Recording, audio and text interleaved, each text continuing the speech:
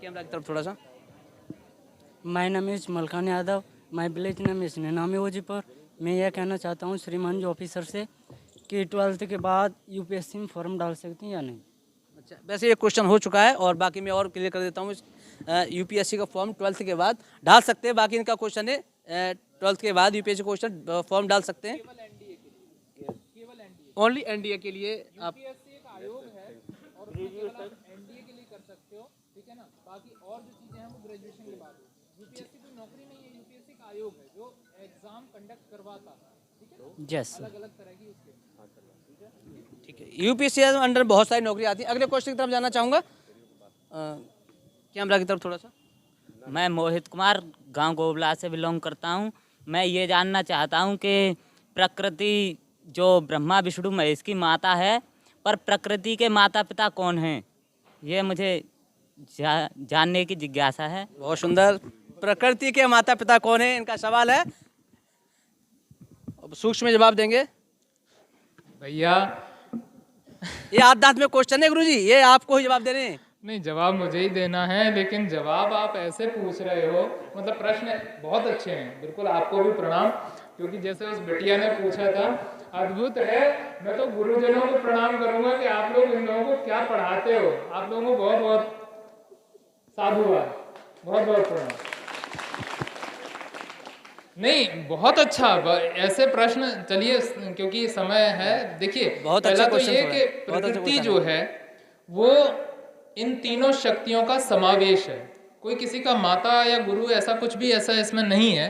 शास्त्र आधार पर मैं कहूँ तो प्रकृति जो है वो इन तीन गुणों का, सत्व, रज और तम, ठीक है ना। सत्व माने जो शुद्ध सात्विक स्वरूप होता है वो, और रज माने राजसी जिसमें ऐश्वर्य होता है। वर्ड थोड़े से टिपिकल लगेंगे आपको समझने में, ऐश्वर्य होता है। और तम माने अंधकार, ठीक है। अब इसको आप शॉर्ट में ऐसे समझिए कि जैसे सुबह प्रकाश होता है, दोपहर में धूप बहुत तेज होती है और शाम को अंधेरा हो जाता है। ये सत्व, रज और तम, ये तीन गुण होते हैं। त्रिगुणात्मक शक्ति से ये प्रकृति बनी है और यही त्रिगुणात्मक शक्ति ब्रह्मा विष्णु महेश में समाहित है और इसी से इस प्रकृति की संरचना हुई है। तो हम ये नहीं कह सकते कि प्रकृति बड़ी या ब्रह्मा बड़े या विष्णु बड़े, कोई बड़ा नहीं है। तीनों एक दूसरे के पूरक हैं। तीनों ना हो तो कोई कार्य पूरा ना हो पाए। जैसे कि सब्जी में नमक मिर्च ना हो तो सब्जी अच्छी नहीं लगेगी, ठीक है ना। तो एक भी गुण यदि कम होता है तो प्रकृति पूर्ण नहीं होगी। इसलिए सत्व, रज, तम, ये तीन गुण आवश्यक हैं और ये तीनों ब्रह्मा विष्णु महेश के परिपूरक हैं, ठीक है बेटा।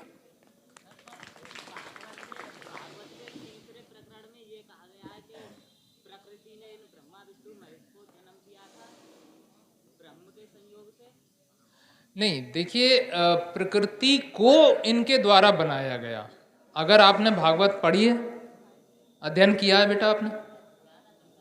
नहीं, तो अध्ययन, देखिए किसी भी चीज का जो है, अभी थोड़ी देर पहले प्रश्न आया था कि अध्ययन करना और अध्ययन करने के बाद उसका मनन करना।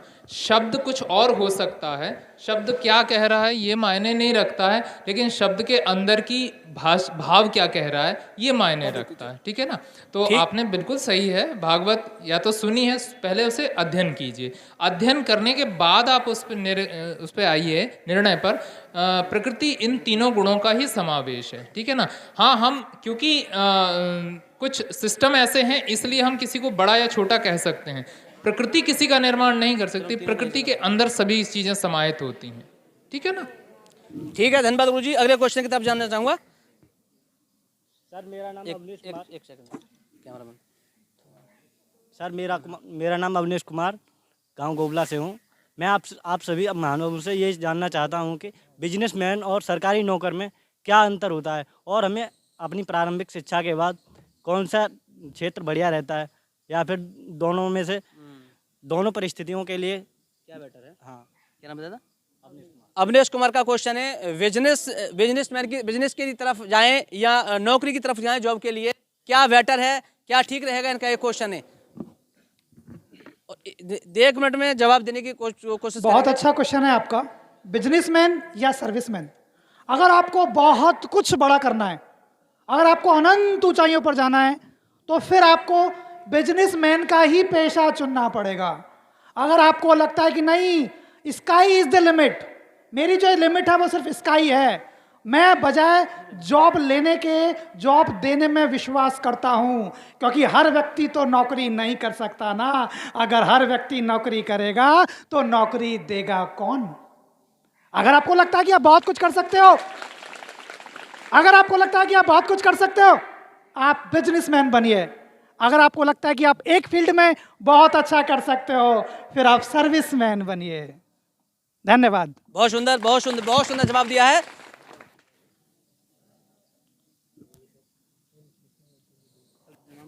एक मिनट, थोड़ा थोड़ा तेज बोलेंगे, कोई दिक्कत नहीं है। सर, मेरा नाम सुमित कुमार, मैं IAS की तैयारी करना चाहता हूँ। हमको किस तरह की तैयारी करनी चाहिए, इसके और क्या करनी चाहिए? चलो, इसके लिए मैं क्वेश्चन वैसे हो चुका है, शायद आपने ध्यान नहीं दिया, ये क्वेश्चन बहुत सारा बार रिपीट हो चुका है। ठीक है, कोई बात नहीं, मैं दोबारा इसका जवाब दे दूंगा। अभी मैं अगले क्वेश्चन की तरफ जाऊंगा। ये जवाब इनका भैया का आ गया, नोट कर लेंगे। मैं सर से बोलना चाहूंगा, इनका जो क्वेश्चन था अभी वैसे हो चुका है, एक बार दोबारा रिपीट कर लेंगे। IAS के लिए थोड़ा सा क्या करना है वो रिपीट हो चुका है। हाँ सर, मेरा नाम अनमोल नायक है, नंगला सरदार का रहने वाला हूँ मैं, क्लास 10th का स्टूडेंट। सर, मेरा क्वेश्चन ये है कि हम अपने मन को कंट्रोल कैसे करें, किसी एक काम में फोकस करें और अपने टैलेंट को कैसे पहचानें? बहुत सुंदर, अनमोल, अनमोल जी का क्वेश्चन है, बहुत अच्छा क्वेश्चन है इनका। अपने मन को कैसे कंट्रोल करें, अपने मन को कैसे कंट्रोल करें, इनका ये क्वेश्चन है। और हम आगे कैसे प्रोग्रेस करेंगे, ये इनका क्वेश्चन है।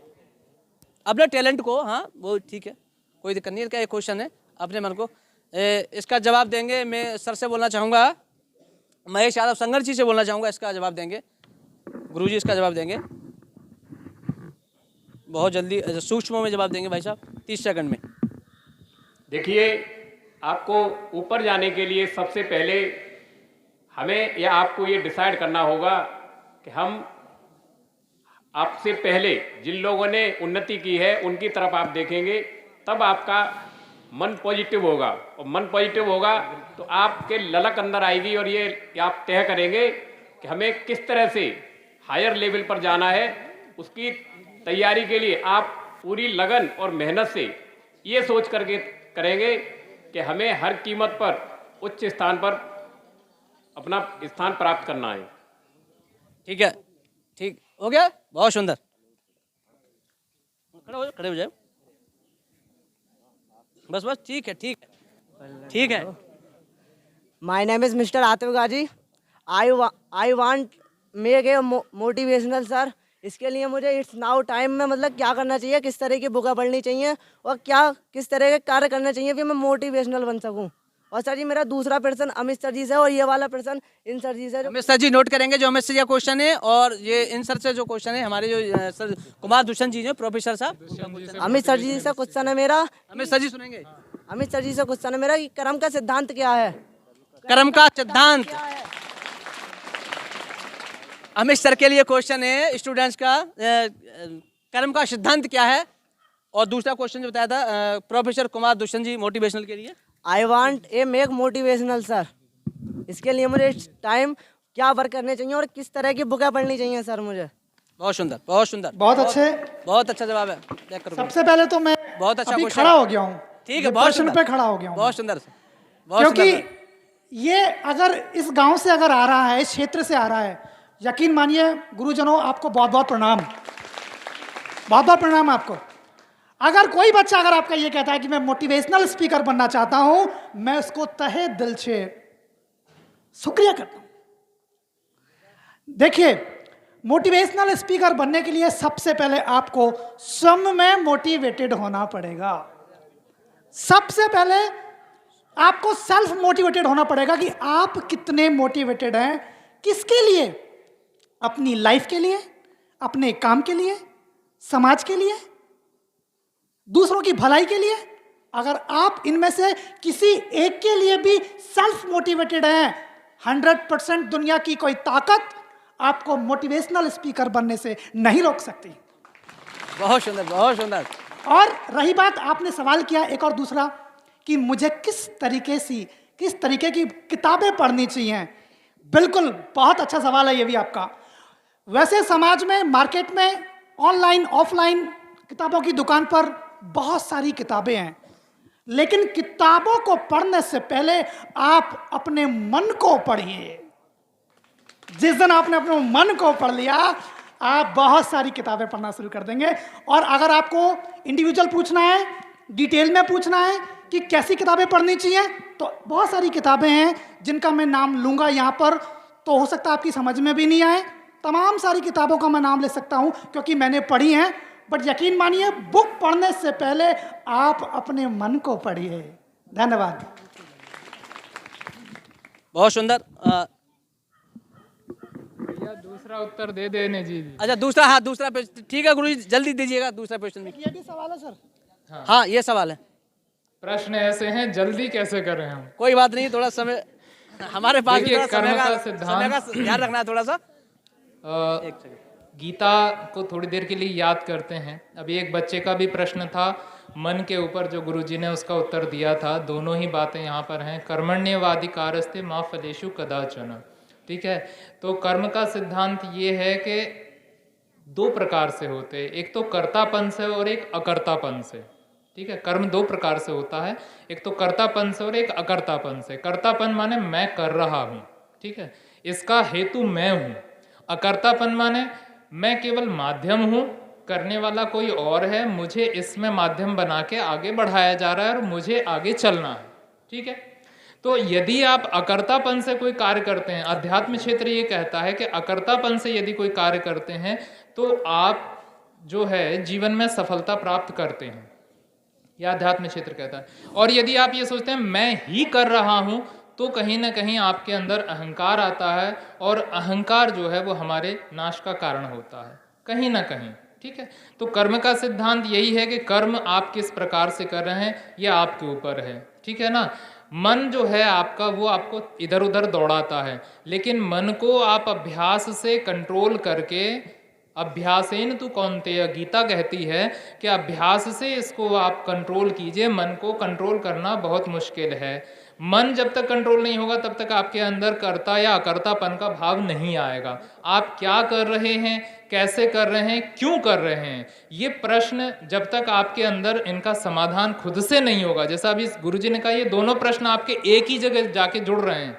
ठीक है ना, तो जब तक आपके अंदर से खुद से इसका उत्तर नहीं पैदा होगा तब तक जो है आप कंफ्यूज रहेंगे, और कंफ्यूजन ही जो है वो आपको लॉस देगा। ठीक है, तो ठीक है, धन्यवाद गुरुजी। और अगले क्वेश्चन तब जाएंगे। मेरा नाम सरला यादव है, मैं 11th A में पढ़ती हूँ। सर मैं पूछना चाहती हूँ कि कर्म बड़ा या भाग्य बड़ा, ये मैं अपने सर अमित सर से पूछना चाहती हूँ। कर्म बड़ा या भाग्य बड़ा, ये अमित सर जी जवाब देंगे, इसका अमित सर जवाब देंगे। कर्म बड़ा या भाग्य बड़ा, बहन ने क्वेश्चन किया है। मेरी धोती देख के तो तुम लोग मेरे पीछे पड़ गए हो। आप नहीं, कोई बात नहीं, बहुत अच्छा, मुझे बहुत अच्छा लग रहा है। मैं अपने आप पे गर्व फील कर रहा हूँ कि मेरे मतलब इस क्षेत्र में भी बताओ इतना अच्छा। आप लोग गीता पढ़ते हो क्या? पढ़ते हैं, बहुत सुंदर। कौन कौन पढ़ता है? बहुत सुंदर, पढ़ते हो, अच्छी बात है, और इसको डिटेल रखिए। तो कर्म या भाग्य, ठीक है, देखिए पहले कर्म आता है, भाग्य उसके बाद आता है। इन शॉर्ट में बहुत सुंदर, बहुत सुंदर, इन शॉर्ट में यही कहना बहुत सुंदर, बहुत पहले सुंदर। कर्म है, उसके बाद भाग्य है। ठीक है ना, आप आगे चल रहे हो और आप किस प्रकार से चल रहे हो देखकर नहीं चल रहे हो, तो ये आपका कर्म है। ठोकर लगी, ये आपका भाग्य है।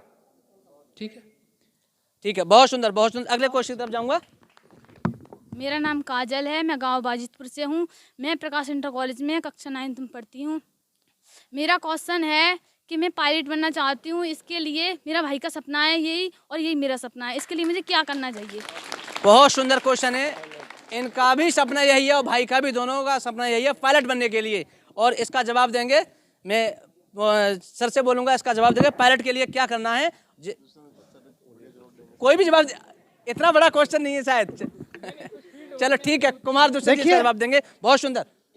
देखिए, पायलट बनने के लिए, देखिए बड़ी अच्छी बात है, आप पायलट बनना चाहते हैं, बड़ी अच्छी बात है। पायलट बनने के लिए वैकेंसीज निकलती हैं, ठीक है, और सबसे पहले आपको ग्रेजुएट होना ही है एनी हाउ। उसके बाद आपकी ट्रेनिंग होती है, जब आप ट्रेनिंग में जाते हैं तो आपको प्रशिक्षण मिलता है इसका भी। और आप मैथमेटिक्स के स्टूडेंट होने बहुत ज़रूरी हैं। ये बिल्कुल श्योर है कि आप साइंस साइड के स्टूडेंट हैं। 10+2 आपका PCM से हो, उसके बाद आपका ग्रेजुएशन होना बहुत ज़रूरी है। वैकेंसी निकलती हैं, आप अप्लाई कीजिए, एंट्रेंस निकालिए। जब आप एंट्रेंस क्लियर कर लेते हैं, आपको प्रशिक्षण के लिए भेजा जाएगा और फिर आप को पायलट बनते हैं, एक साथ पायलट नहीं बनते हैं। ठीक है, पायलट की बात कर रहे हैं। लोको पायलट दूसरा होता है, वो ट्रेन का हो जाता है, पायलट फ्लाइट का हो जाता है। धन्यवाद। ठीक है, बहुत सुंदर। अगले क्वेश्चन की तरफ जाएंगे। मेरा नाम कुमारी रानी है।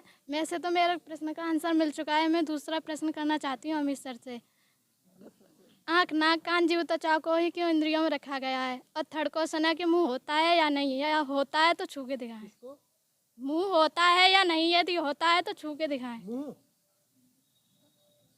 इनका क्वेश्चन थोड़ा सा मैं एक बार रिपीट करूंगा, दोबारा रिपीट करिए क्वेश्चन, थोड़ा तेज आवाज में, कोई दिक्कत नहीं है। लंबा है मैं ही बोल देता, लेकिन लंबा क्वेश्चन है, शायद मैं ही भूल जाऊंगा, तो सीधा बहन से ही बोलवाऊंगा सीधा आपके लिए।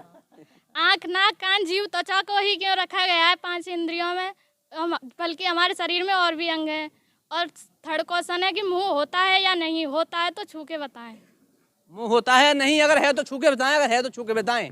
और 5 इंद्रियों को क्यों रखा गया है? देखो, हमारे 5 ज्ञानेंद्रियां होती हैं और 5 कर्मेंद्रियां होती हैं। ठीक है, 5 सेंस ऑर्गन आप लोगों ने पढ़े होंगे, 5 ज्ञानेंद्रियों के विषय में तो पढ़ा ही होगा ना। तो ये जो हमारी हैं, ये 5 ज्ञानेंद्रियां हैं जो आप बता रहे हो। नाक, आँख, कान, ठीक है, जिह्वा और त्वचा, ये 5 जो हैं क्या हैं? ज्ञानेंद्रियां। ज्ञानेंद्रियां क्यों हैं? क्योंकि ये हमारे शरीर के ज्ञान केंद्र हैं। इससे हमें किसी भी वस्तु का ज्ञान होता है। ठीक है, मेन जो है ये आपके साइंस का विषय वैसे है बहुत अच्छा, साइंस के आपके टीचर बहुत अच्छे से समझा सकते हैं, लेकिन फिर भी मैं बताऊं कि ये 5 जो ज्ञानेंद्रियां ही हमें ज्ञान कराती हैं। आँख हमें सामने का दृश्य दिखाती है, उसके बाद मैसेज भेजती है अपने ब्रेन को, और ब्रेन ही ये डिसाइड करता है कि ये क्या है। ठीक है, उसके बाद त्वचा हमें ठंडा, गर्म, तरल, इसके विषय में हमारी त्वचा हमें ज्ञान कराती है, क्योंकि ये बाह्य हैं, बाहर हैं। ठीक है, अंदर तो बहुत सारे ऑर्गेन्स हैं, लेकिन सारे ऑर्गेन्स हमें फील नहीं करा सकते, मतलब महसूस नहीं करा सकते। तो जो चीज़ हमें अनुभव कराती है या महसूस कराती है, वही ज्ञान का माध्यम होती है, इसलिए इनको ज्ञानेंद्रियां कहा गया है। ठीक है, आपने कहा मुंह को छूकर बताइए, तो मेरी जहाँ तक समझ है कि मुंह तो देखो आपके समक्ष है, लेकिन क्यों?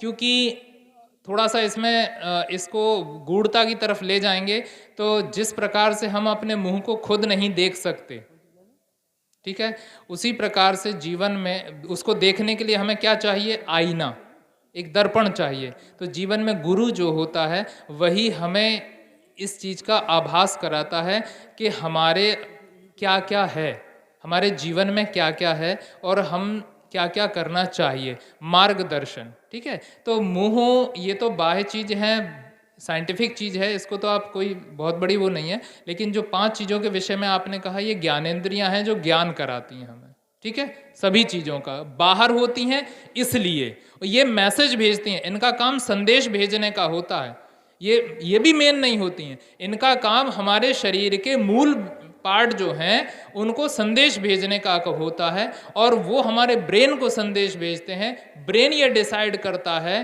क्विकली कि जो संदेश मेरे पास आया है वो कैसा है। ठीक है ना, दुख सुख अनुभव का